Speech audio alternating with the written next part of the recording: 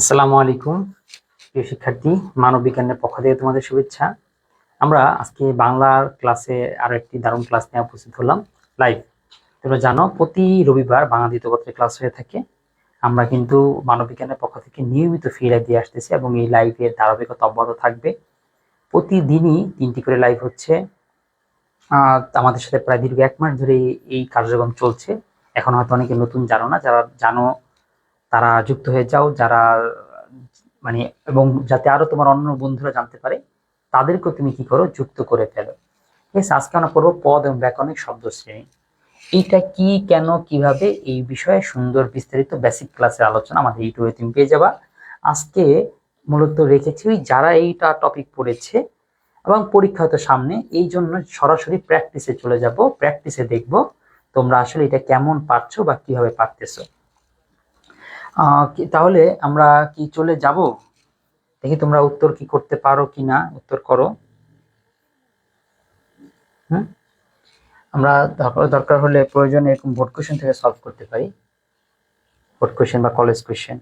ঠিক আছে, আমাদের সামনে একটা কোশ্চেনই রয়েছে, এটা দিয়ে আমরা শুরু করব। দেখি যারা যারা পারো তারা এই যে নিচে যেই নাম্বারে কি দেওয়া আছে, দাগ দেওয়া আছে, এটা তোমাদের বলি, তোমরা নিজেরাও দেখবে। দেখো এখানে নিচে আন্ডারলাইন করে দিয়ে দেওয়া আছে, তুমি এই শব্দটা লিখে বা এই রোমান বর্ণটা লিখে সরাসরি উত্তর করবে।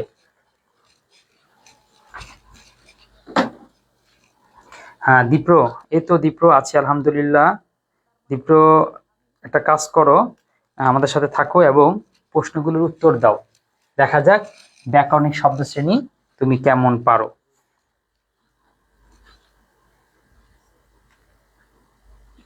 যে কটা পারো করো, আমি দরকার হইলে উত্তর সব ভুল হলে বলে দিচ্ছি।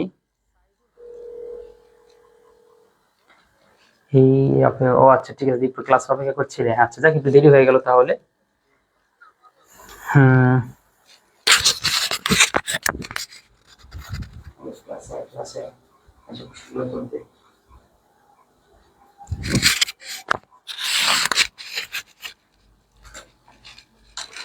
আচ্ছা, আমাদের ইয়ার ফাইনালে এবং এইটা আছে, হ্যাঁ এটা সব জায়গায় আছে। আচ্ছা, বদরুজ্জামান বিন হাবিব আসছে না? ঠিক আছে, একটু প্র্যাকটিস করো, দেখা যাক ব্যাকরণ শব্দ শ্রেণী কেমন পারো। আর যদি মোটামুটি 8 পেয়ে যাও তাহলেই ক্লাসটা শেষ করে দিব। ঠিক আছে, ওকে। আচ্ছা হ্যাঁ, যদি 8 পাও, এখানে যে কটা আছে সবগুলো যদি পেরে যাও তাহলে বুঝবো তোমরা 5-এ 5 পেলেও ছাড়বো না। কারণ 5-এ 5 পেলে দেখা গেছে তুমি হয়তো 1 জায়গায় পারবা, আরেক সময় তো পারবা না।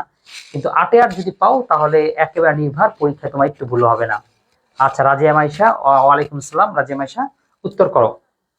যেই আছো এখানে, এই যে এই রোমান শনাটা দিয়ে বলো, বুঝিয়াছিলাম মেয়েটি রূপ বড় আশ্চর্য, এটা ব্যাকরণিক শব্দ শ্রেণীর কোনটা নির্দেশ করে?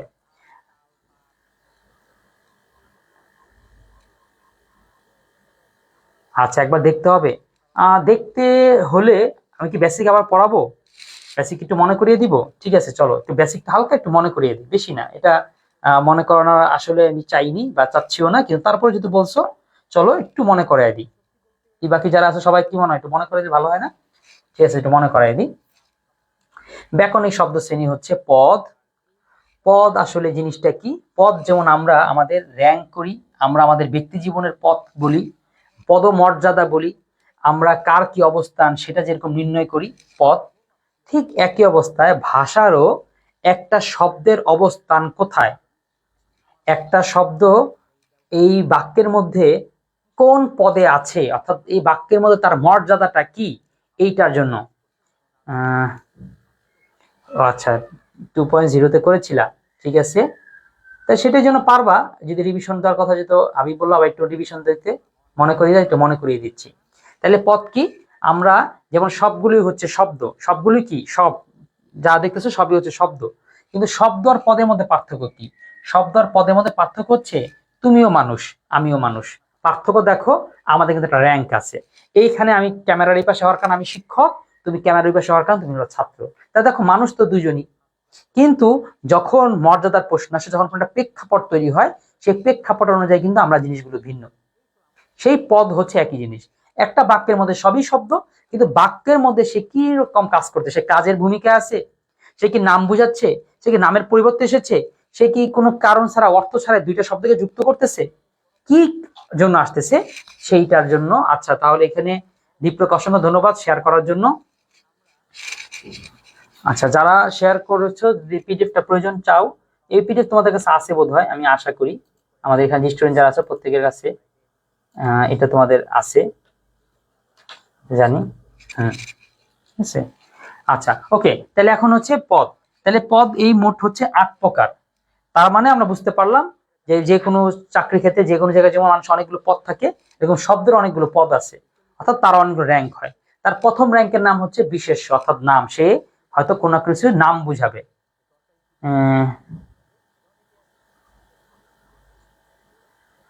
ও আচ্ছা, ঠিক আছে, তাহলে হ্যাঁ ওকে, জাস্ট আমি হালকা দেখাই। বিশেষ্য কোনো জিনিসের নাম বুঝায়, যেমন সাদিয়া, রাকিব, হলুদ, পাখি, ক্লাস, সমাবেশ, পুলিশ, লোহা, এগুলো সব বিভিন্ন জিনিস নাম বুঝিয়েছে। সর্বনাম যেটা নামের পরিবর্তে আসে, এই যেমন আমি, তোর, তিনি, স্বয়ং, এই এগুলোর কোন না কোন নামের পরিবর্তে এসেছে। যেমন আমি বলতে কি বুঝে, আমি তো আমি না, নিশ্চয় আমার একটা নাম আছে, আমি সেই নামটা ব্যবহার না করে বললাম আমি। তুমি, তোমার নিশ্চয় নাম আছে, বাবা তোমার নাম রেখেছে, সেই নামটা না ব্যবহার করে আমি বললাম হচ্ছে তুমি। সাদিয়া আক্তার চলে এসেছো, আর সবসময় ধন্যবাদ সাদিয়াকে, আমাদের সাথে প্র্যাকটিসটা করো। বিশেষণ কাকে বলে? দোষ গুণ অবস্থা বুঝাবে। হলুদ পাখি, এখানে পাখির রং বুঝিয়েছে। গরম চা, এখানে চায়ের অবস্থা বুঝিয়েছে। ছুটন্ত ঘোড়া, ঘোড়াটার বর্ণনা দিচ্ছে। 1000 টাকা, টাকার পরিমাণ বুঝাচ্ছে। এই বই, বইটাকে নির্দেশ করতেছে, অর্থাৎ এগুলো অ্যাডজেক্টিভ। আর ক্রিয়া মানে হচ্ছে কাজ, কোনো কিছুর কাজ করাকে বোঝায়। যেমন দেখো, পড়া, ওঠা, ফলা, কাটা, এগুলো হচ্ছে কাজ। ক্রিয়া বিশেষণ কোনটা? এই বিশেষণ আর ক্রিয়া বিশেষণ প্রায় একই জিনিস। বিশেষণ হচ্ছে সর্বনাম আর বিশেষ্যের দোষ গুণ করবে, আর ক্রিয়া বিশেষণ হচ্ছে ক্রিয়ার দোষ গুণ করবে। এই বাকি থাকতেছে এই তিনটা জিনিস।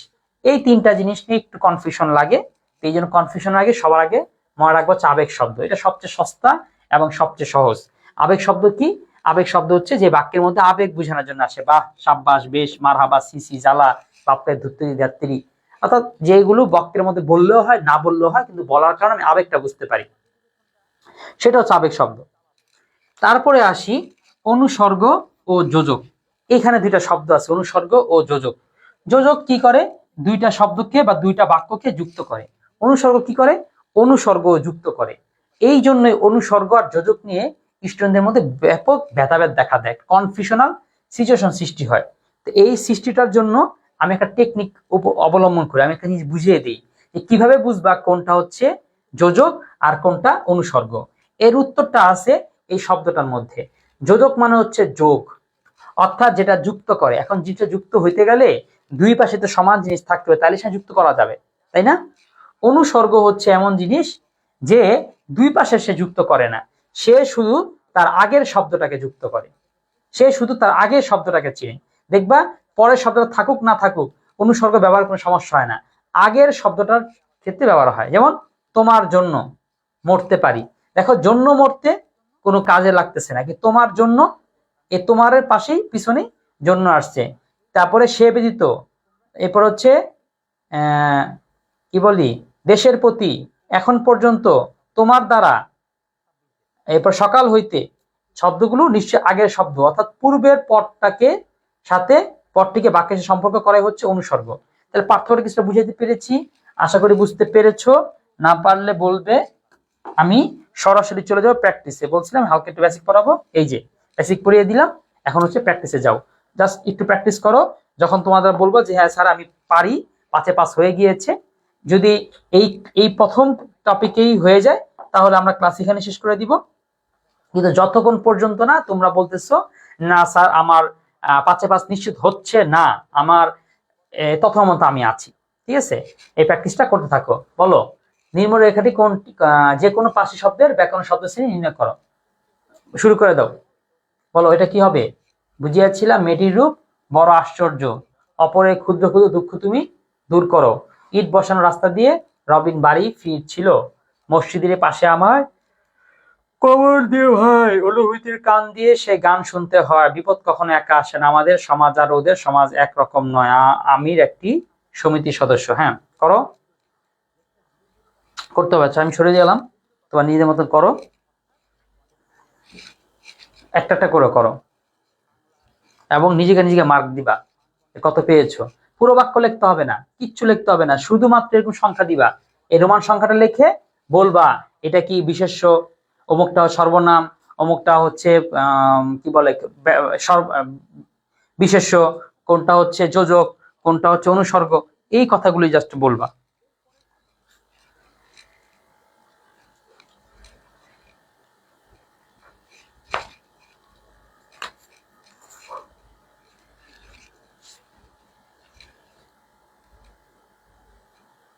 পরীক্ষা তো উত্তর দিচ্ছ না, নিতে হবে। আর কেউ উত্তর না দিলে আর ক্লাস করানোর কিছু নেই, কারণ এইগুলো আসি তোমাদের প্র্যাকটিস করানোর জন্য। প্র্যাকটিস হলে যদি না হয় বা ক্লাসের দরকার না হয় তাহলে আলোচনার প্রয়োজন পড়বে না। করেছে উত্তর?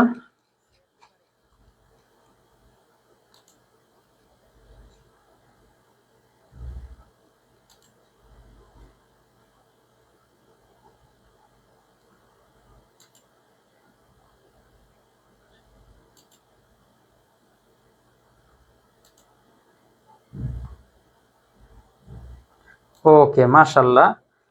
বদরুজ্জামান একের বলেছ ক্রিয়াপদ, উত্তর একেবারে সঠিক হয়েছে, বুঝিয়াছিলাম। এটা অবশ্যই ক্রিয়াপদই বুঝায়। তারপরে করেছ দুই ক্রিয়া বিশেষণ, দুই হচ্ছে ক্রিয়া বিশেষণ, ক্ষুদ্র ক্ষুদ্র দুঃখ ন, এটা উত্তর হয়নি, তোমার দুইয়ের উত্তর হয়নি, দুই ক্রিয়া বিশেষণ না। আচ্ছা, এখন প্রশ্ন হচ্ছে স্যার আমি বুঝবো কিভাবে যে আমারটা ভুল হয়েছে কিংবা ক্রিয়া বিশেষণ না? প্রথমে হচ্ছে তুমি ক্রিয়া বিশেষণ বলতে গেলে তোমাকে দেখাতে হবে তোমার ক্রিয়াটা কোথায়। এখানে যে ক্ষুদ্র ক্ষুদ্র, এই ক্ষুদ্র ক্ষুদ্র শব্দটার কাজটা কই? এই ক্ষুদ্র ক্ষুদ্র কি? দুঃখ। দুঃখ কি কোনো কাজ? দুঃখ করা কোনো কাজ হতে পারতো। হ্যাঁ, এখানে সাদের উত্তর সঠিক হয়েছে। একে হচ্ছে ক্রিয়া, দুই হচ্ছে বিশেষণ, তার মানে প্রথমটা হচ্ছে ক্রিয়া আর দুইটা হচ্ছে বিশেষণ। এরপরেরটা লাস্টে দিয়েছে কি দিয়েছে, চার দিয়েছে সর্বনাম। মসজিদের আমায় পাশে আমায় কবর দিও ভাই, কে বলেছিল? কাজী নজরুল ইসলাম। হ্যাঁ, এইটা সর্বনাম। তাহলে বদরুজ্জামানের পাঁচটার মধ্যে তিনটা হয়েছে।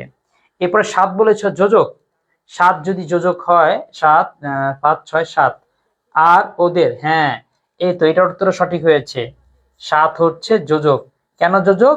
এখানে দুইটা জিনিসকে যুক্ত করেছে, আমাদের সমাজ ওদের সমাজ, এই আমাদের সমাজ ওদের সমাজ দুইটাকে যুক্ত করেছে এই আর, তাহলে আরো হচ্ছে যোজক।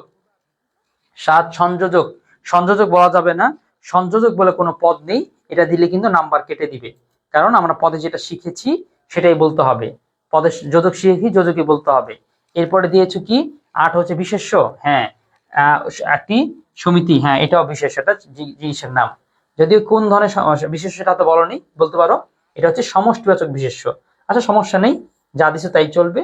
তার মানে সমিতি হচ্ছে বিশেষ্য, সমিতি কি বিশেষ্য। হইল। তাহলে ক্রিয়া বিশেষণ সর্বনাম যোজক বিশেষ্য, 3 4 5। আচ্ছা, এরপর আর বলো আর কোনটা?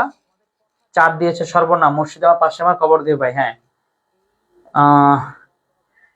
এই কটাই পারলা, বাকিগুলো তাহলে তোমরা কেউ উত্তর দিচ্ছ না, আমি তাহলে উত্তরগুলো দিয়ে দিই। ইট বসানো রাস্তা দিয়ে রবিন বাড়ি ফিরছিল। আচ্ছা, ইট বসানো এটাও হবে বিশেষণ, ঠিক আছে, এটাও বিশেষণ। কি রাস্তা? ইট বসানো রাস্তা। এরপর হচ্ছে অনুভূতির কান দিয়ে, এই যে দিয়ে, দিয়ে, এটা দিয়েটা কেউ পারবা দেখি তো? স্যার বিভক্তি, স্যার বিভক্তি কি প্রিপজিশন? আচ্ছা, একটা ভালো প্রশ্ন করেছো, এটা খুব গভীর লেভেলের স্টুডেন্ট যারা, তারা এই প্রশ্নটা করতে পারে বা করবে, যে স্যার বিভক্তি কি প্রিপজিশন? কথা হইতেছে হ্যাঁ বিভক্তি প্রিপজিশন। তাহলে প্রশ্ন হচ্ছে স্যার অনুসর্গ আর বিভক্তিটা কি? এই বিষয়ে একটু ডিটেলস আলোচনা করতে হয়। ঠিক আছে, আমি তোমাদের একটু আলোচনা করিয়ে দিই, যেহেতু সামনে আসছি। এই যে আলোচনা যেটা করব, এই আলোচনাটা মোটামুটি একটু ভালো স্টুডেন্ট যারা তাদের কাজে লাগবে, বাকিদের এটা তেমন একটা কাজে লাগবে না, ঠিক আছে? অর্থাৎ এটা একদম খুব ডিপ লেভেলের একটা প্রশ্ন। তো আমি চলো তোমাদের একটু সমাধান করাই দিই। যেমন প্রশ্নটা তুমি কি করলা, বিভক্তি আর প্রিপজিশন।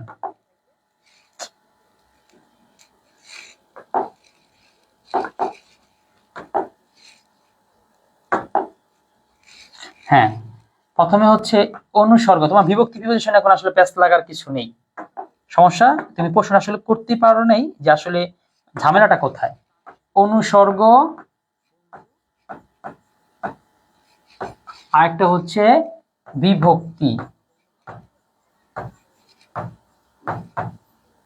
এইটা বাংলায় দুইটা নাম আছে, ইংলিশে কিন্তু এই সবটা মিলেই হচ্ছে প্রিপজিশন। বিষয়টা আমি একটু ক্লিয়ারলি বলবো। ধরো অনুসর্গ কোনটা? অনুসর্গ হচ্ছে থেকে, চেয়ে, আমার থেকে, তোমার চেয়ে, এরপর হচ্ছে দেশের প্রতি, তার দ্বারা, তাইলে এগুলো হচ্ছে অনুসর্গ। বিভক্তি কোনগুলো? বিভক্তি হচ্ছে এই যে এ, র বা এর, তারপরে হচ্ছে কে, কে কে, রে, দ্বারা দিয়ে কর্তৃক, র বা এর, এই অন্তস্তীয়, আচ্ছা এই অন্তস্তীয় তে। তাহলে অনুসর্গ আর বিভক্তির মধ্যে পার্থক্যটা কি বুঝতে পারলো কি? দেখো দুইটাই কিন্তু শব্দের পরে বসে। যেমন এগুলো যদি ইংলিশ করি, থেকে ইংলিশ হচ্ছে ফ্রম, এটা প্রিপজিশন। এর ইংলিশ হচ্ছে ইন, ঠিক আছে, সকালে, আচ্ছা ইন দা মর্নিং, ইন। চের ইংলিশ হচ্ছে কি? দেন। প্রতি ইংলিশ হচ্ছে টু, টু এই অন্তস্থ যেটা, এটা ইংলিশ কি? ইন। দ্বারা ইংলিশ হচ্ছে বাই।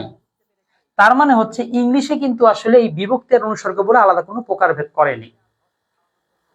যা করেছে সেটা হইতেছে কিতে? ইংরেজিতে। মানে বাংলাতে কিন্তু অনুসর্গ আর বিভক্তি বলে কোন রকম মানে ভেদাভেদ কিংবা এরকম পার্থক্য সৃষ্টিকরণ করা হয়নি। আচ্ছা, ডেলকো বাস্তবাদ বা স্যার বাংলাবিদ, হ্যাঁ ওকে ধন্যবাদ। বাংলাবিদ কেন, ইংলিশ তো পড়াইলাম, ইংলিশ বিদ্যা তো বলা যায় সব সব, ঠিক আছে ওকে। আচ্ছা, স্যার হচ্ছে 12 রাউন্ডার, অনেক অলরাউন্ডার হয় স্যার, 12 রাউন্ডার, ঠিক আছে। তাহলে আমরা আমাদের টপিকে যাই, যে সলভে ছিলাম, বুঝতে পেরেছো? তাহলে কি কিছুটা কি জিনিসটা ক্লিয়ার হয়েছে? কার কার কে জানি প্রশ্ন করেছিল, বৌদ্ধজন্মের হাবিব মনে বলেছিল। তাহলে যদি সহজ করে বলি, বিভক্তি এবং অনুসর্গ দুইটাই শব্দের পরে এসে শব্দটাকে ক্রিয়াপদের সাথে যুক্ত করে, দুইজনের কাজই যুক্ত করা, কিন্তু পার্থক্য হয়ে গেছে নাম যেন দুইটার দুই রকম। অনুসর্গ পুরো সিঙ্গেল আর বিভক্তি হচ্ছে মিঙ্গেল, বিভক্তি হচ্ছে কারোর সাথে যুক্ত হয়ে বসে। তাহলে এটা এটা হয়েছে, তাই না? এই পরটা আসো, এই যে এটা করো, তুমি যে আমার কবিতা,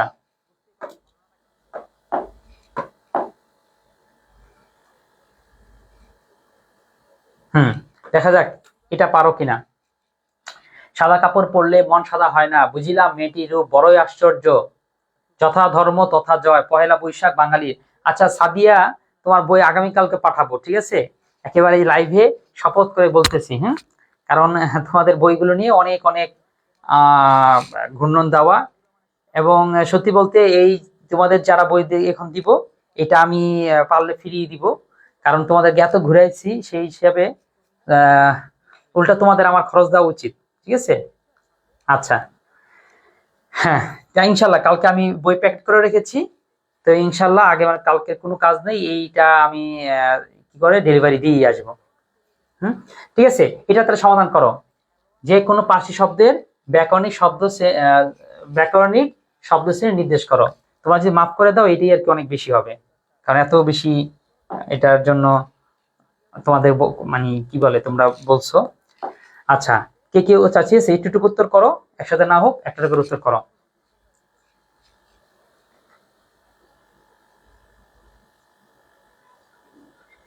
তুমি যে আমার কবিতাটা, গানের লাইন, সাদা কাপড় পরলে মন সাদা হয় না, হ্যাঁ সাদা লুঙ্গি পরলেই কি হয় না, মন সাদা হয় না।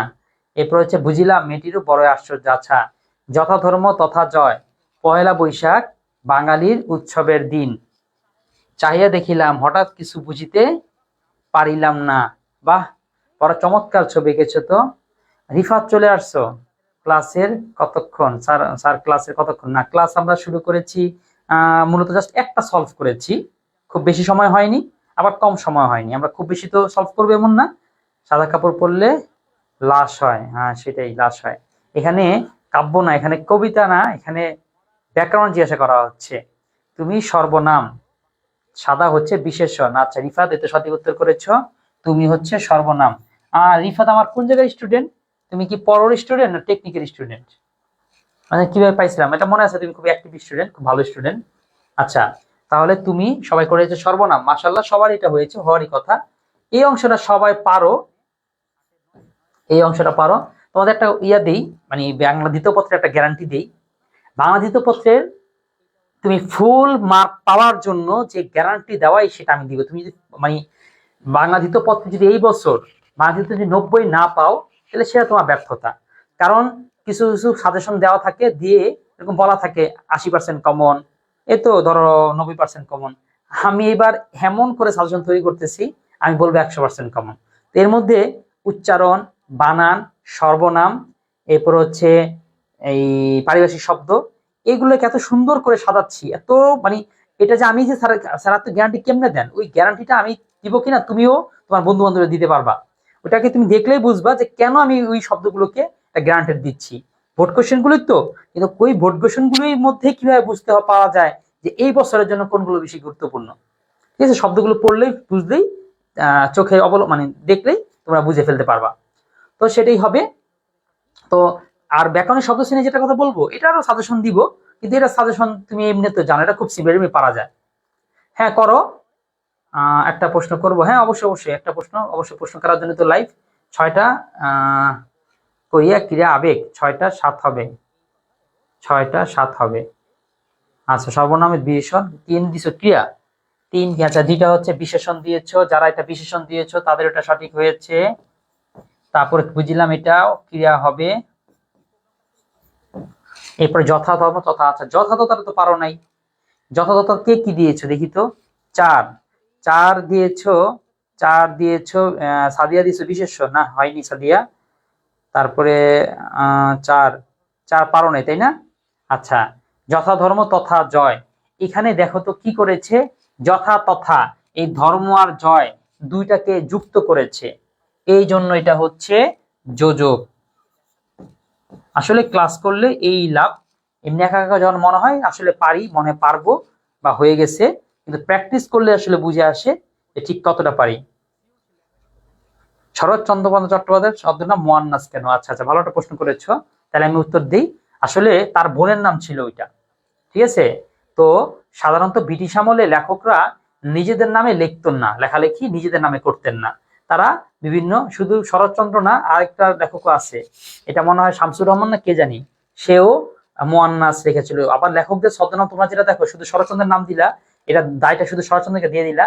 সব লেখকরা অনেক অনেক ছদ্মনাম ছিল, একটা একটা ছদ্মনাম মুয়ান্নাস ছিল, ঠিক আছে। এইটা হয়তো যে সাধারণত সেই সময় ব্রিটিশ ভারতে তারা লেখালেখি করলে পরে তারা যদি কি করো, ইংরেজরা ধৈরা নিয়ে যদি জেলে ভৈরা ডিম থেরাপি দেয়, এই জন্য লেখকরা খুব ভয়ে ভয়ে নিজেদের নামে না লিখে আরেকদের নামে লিখতেন, এটা একটা কাহিনী আছে। আরেকটা হচ্ছে কাহিনী এরকম হয়, এখন যেরকম মানুষ এই কন্টেন্ট বানায় এটা গার্লফ্রেন্ড নামে চালায় দেয়, তা আগের দিনেও লেখকদের এরকম ছিল যে মেয়েদেরকে নিজেদের কবিতা লেখা, ওই সে যাতে পছন্দ করে তার নামে এটা ছেড়ে দিত, তার নাম যখন আছে সে যাতে খুশি হয়, ঠিক আছে। এরকম টুকটাক বিটলামিও লেখকরা করতেন। যাক, লেখকরা ছিল, লেখক বলে তারা বিটলা হতে পারে না তাই তো না, তাই না? তো এরকম কিছু থাকে মুয়ান্নাস হিসেবে, তারা মুয়ান্নাস না, সেটা হচ্ছে লেডিস কারো নাম নিয়ে তারা এরকম করে করতেন, ঠিক আছে। হ্যাঁ সবারই, সবারই বলতে অধিকাংশের, একেবারে অধিকাংশের সবার ছদ্মনাম তো তোমরা একটা একটা করে পড়ো, অনেকেরই প্রায় 13টা 14টা করে ছদ্মনাম ছিল। লেখাপত্র পত্রিকা তারা অনেক নাম বলে দিতেন। রবীন্দ্রনাথের তোমরা ছদ্মনাম একটা জানো যে ভানুসিংহ ঠাকুর, আসলে ভানুসিংহ ছাড়াও তারা আরো প্রায় 4-5টার মতন কি ছিল, ছদ্মনাম ছিল। আচ্ছা যথাধর্ম তথা জয়, তাহলে এটা যোজক হবে। পহেলা বৈশাখ বাঙালির উৎসবের দিন, পহেলা বৈশাখ কি দিয়েছিলা? পহেলা বৈশাখ দিয়েছিলা আবেগ, চাহিয়া দেখিলাম, বা 7 আবেগ, হ্যাঁ 7 আবেগ, এটা ঠিক আছে। তারপরে হচ্ছে পয়লা বৈশাখ 5, তোমরা যা মন চা প্রশ্ন করবা, ঠিক আছে, প্রশ্ন দেওয়া পারলে ভালোই লাগে। দেখো বৈশাখ, বৈশাখ হচ্ছে বিশেষ্য, পয়লা হচ্ছে বিশেষণ, আসলে দুইটা মিলে বিশেষ্যই বলতে পারো। এই ধরনের প্রশ্ন পরীক্ষা আসলে এগুলো এড়াই চলবা, কারণ এটা কনফিউশনাল প্রশ্ন। পহেলা বৈশাখ দুইটা মিলে বিশেষ্য, কিন্তু শুধু পহেলা তো আবার কি বিশেষণ। তাহলে তুমি বিশেষ্য না বিশেষণ, বিশেষণ না বিশেষণ, একটা কনফিউশন থাকার থেকে এগুলো স্কিপ করো, কোনটা দিবা। চাইয়া দেখিলাম হঠাৎ কিছু বুঝিতে পারিলাম না। চাইয়া দেখিলাম, চাইয়া মানে হচ্ছে চেয়ে দেখলাম, তাকিয়ে দেখলাম, এটা ক্রিয়াপদ। হ্যাঁ, মোটামুটি ভালো লাগতেছে, অনেকদিন ধরে সেই ফিল পাই না। তোমাদেরকে যখন পড়াতাম অনেক অনেক কমেন্ট করতে আসতা ক্লাস করতে, এই দীর্ঘদিন মাঝকে প্রায় 2-3টা মাস এই মানবিক নিয়ে কাজ করতে গিয়ে দেখা গেছে তোমাদের সাথে আর ক্লাস নেওয়া হয় না। সুতরাং সেই ফিলটা পাচ্ছিলাম না। তো ইনশাল্লাহ কয়েকদিনের মধ্যে সেই ফিলটা চলে আসবে, আশা করি তোমরা আসবে, থাকবে, এরকম কমেন্ট করবে। এরকম বেশিও লাগবে না, আমার খুব বেশি পড়বে না, তোমরা এরকম কয়েকজন থাকলে আমার যথেষ্ট। ঠিক আছে স্যার, 7টা পারি, এই নাম্বারটা পারি না। 7টা পারি, কয় নাম্বার? 4 নাম্বারটা পাই না। হ্যাঁ, 4 তো বললাম, 4 যোজক। আচ্ছা, এর প্রশ্ন হচ্ছে স্যার যোজক কিভাবে বুঝলেন? যোজক বুঝলাম কারণ এই শব্দটা এই ধর্ম আর জয়কে যুক্ত করেছে, যথা তথা, অমুক তমুক, যখন তখন। যোজক মানে যে মাঝখানে আসবে এমন না, আগে পরে আসতে পারবে। ধান নাউন বিশেষ্য, হ্যাঁ নাউন বিশেষ্য। এরপরে দেখো এই বাহ, বাহটা হচ্ছে আবেগ, বাটা আবেগ। আর ধান যেহেতু একটা খাদ্যদ্রব্যের নাম, সুতরাং এটাও কি বিশেষ্য। তোমাদের এই বিশেষ্য বিশেষণ এগুলো খুব কঠিন না, সিম্পল গুলোই আসে, কঠিন আসলে এক করে থাকতে আর কি অবস্থা মনে হতো। তাহলে মোটামুটি মনে হয় এটা পারো। তাহলে কি আমরা ক্লাস কি শেষ করে দিব? কি বলো? যৌগিক ক্রিয়া, কি বলো? যদি এটা হয় তাহলে কি ক্লাস শেষ করে দেওয়া যায় বোধ হয়।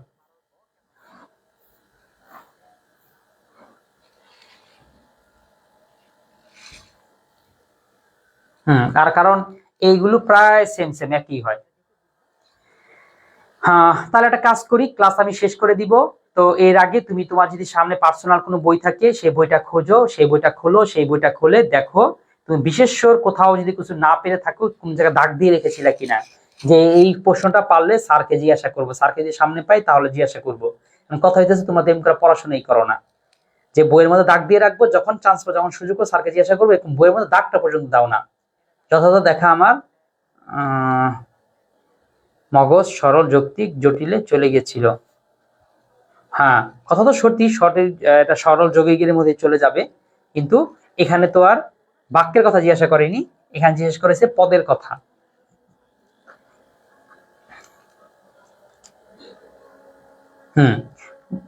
ওকে, তাহলে এইটা কেউ কেউ চাইলে করতে পারো, বাকিরা ব্যাকরণিক শব্দ শ্রেণী থেকে যদি তোমার আর কোনো প্রশ্ন থাকে সেই প্রশ্নটা করতে পারো।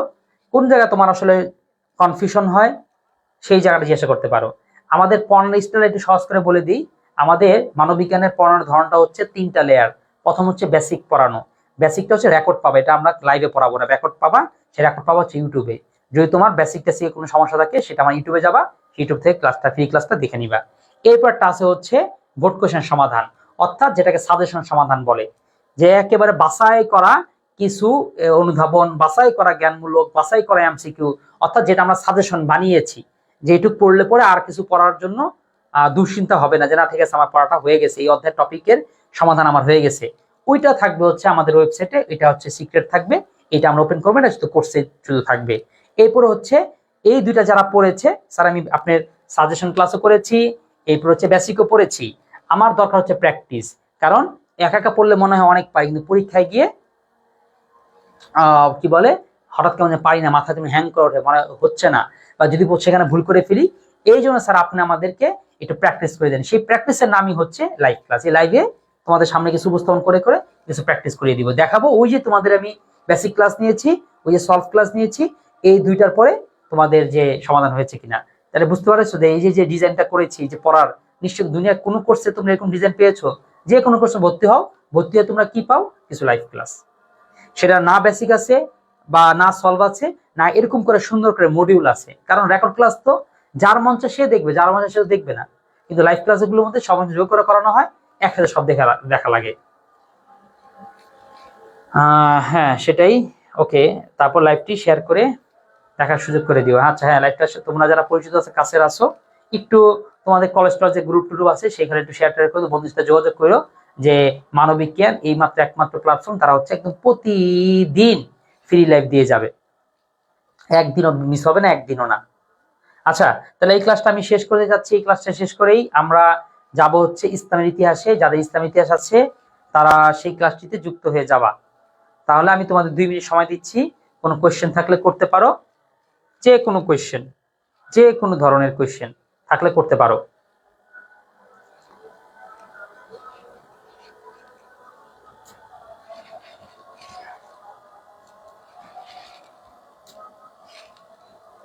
হুম, করতে পারো। আরেকটা হল যদি আমাদের সবগুলো জিনিস, নোট, স্লাইড, পিডিএফ সবকিছু যদি হাতের মুঠোয় চাও তাহলে আরো সহজ। এই দেখো আমাদের অ্যাপস চলে আসছে, ঠিক আছে? অ্যাপস ইনস্টল করে নিবা, দেখবা তোমার মোবাইলের মধ্যে আমাদের পেয়ে গেছো, ঠিক আছে? এরকম করে সিরিয়াল ধরে এরকম কোর্স থাকবে, নোট থাকবে, পিডিএফ থাকবে, সবকিছু তুমি এমনি এমনি পেয়ে যাবা।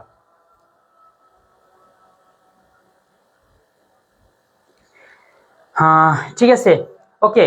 তাহলে আজকে আমরা এইখানেই আলোচনা শেষ করছি। আমাদের দেখা হবে যদি বাংলা দ্বিতীয় পত্র হয়ে থাকে ঠিক সামনের রবিবার, প্রতি রবিবার একেবারে 2026-এ যতদিন এই 2025 সাল আছে, এই চেঞ্জ হলে হয়তো 5 বছর চেঞ্জ করবো, 25 সালে কোনো চেঞ্জ হবে না। তুমি নিয়মিত মনে রাখবা তোমার সামনে আমাদের যে কভার যে রুটিনটা আছে সেই রুটিনটা তুমি তোমার দেয়ালে বা টেবিলে টানিয়ে রাখবা, যে নিয়মিত এই সময় এই টাইমে যেটা যে ক্লাস হবে সেই টাইমটা হয়তো একটু উল্টপাল্ট হবে কিন্তু দিন কিন্তু মিস হবে না। সেই দিনে সেই ক্লাসগুলো মূলত হবেই। তাহলে আজকে বন্ধু এখানে শেষ করে চলে যাচ্ছি। দেখা হবে পরবর্তী ক্লাস। আসসালামু আলাইকুম।